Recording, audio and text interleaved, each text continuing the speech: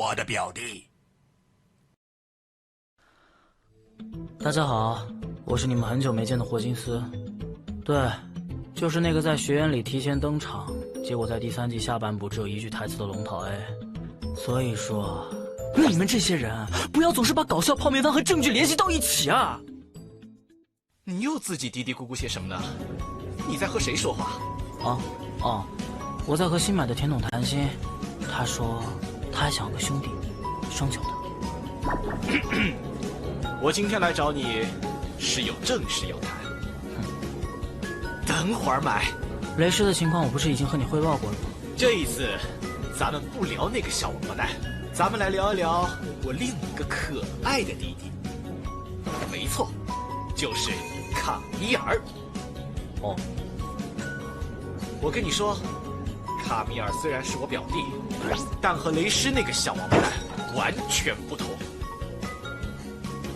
我看得出来，他是一个温良恭俭让的好苗子，只要加以培养，一定能成为冉冉升起的学院之星。但是，他被那个小王八蛋给带偏了。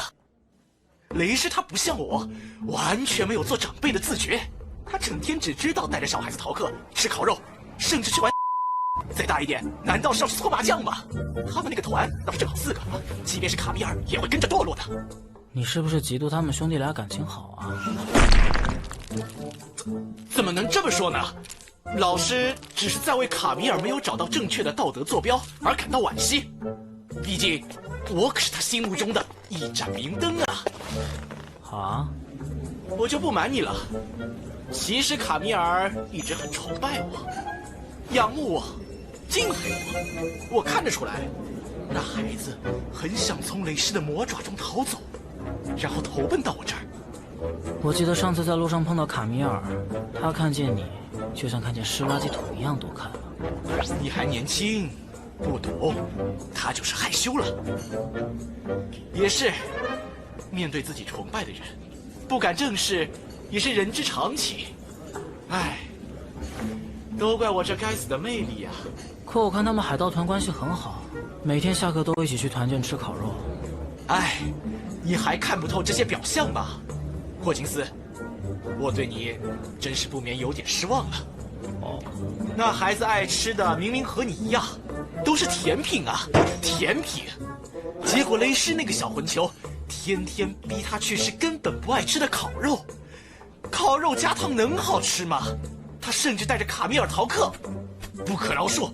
客人，您的橘子汽水到了。这种毫无格调的易拉罐怎么能用来喝东西？你快给我去换个82年的高脚杯过来。我托初中部的紫堂老师帮我留意过，卡米尔是个渴望学习的好孩子，难得不用逃课的时候，记笔记可认真了，一定是想尽力补足落下的功课。我的表弟真是太不容易了，上课的时候加倍做笔记，下课了还被逼着去照顾那些四体不行、五谷不分的残废不良团。身为明灯的哥哥，我真是十分的痛心呐！啊，那真是太心痛了。要是跟着哥哥我，要是跟着老师我学习的话，老师一定会把他教成一个根正苗红、德才兼备的好少年。啊，那真是可喜可贺了。其实计划我也想好了，今天找你来，主要是让你沾沾光，最先聆听我这绝妙的安排。哦，前几天卡米尔过生日的时候，我给他送去了个蛋糕，他收下了。毕十一懂了我的暗示。蛋糕，好像在哪儿见过。等过几天他来找我道谢的时候，老师就准备把这个提议告诉他，我们一起想办法让他脱离雷师的魔爪。成功之后呢，老师准备给他报名一个辅导班。哎，霍金斯，你怎么在玩手机？老师，你送蛋糕的时候有署名吗？那当然，我可是明明白白的写上去了。老师，你有没有玩过一款叫做《凹凸世界》的手游？实不相瞒，这些年轻人玩的东西，老师当然也有涉猎。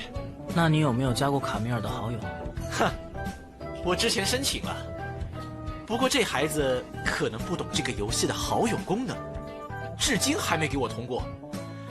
看看他跟着雷师都学了什么，连游戏都不会玩。哦，看来这人是被屏蔽在了好友外了。唉，没想到这孩子的心里竟如此的敬重我。看他有点可怜，就不说真相了。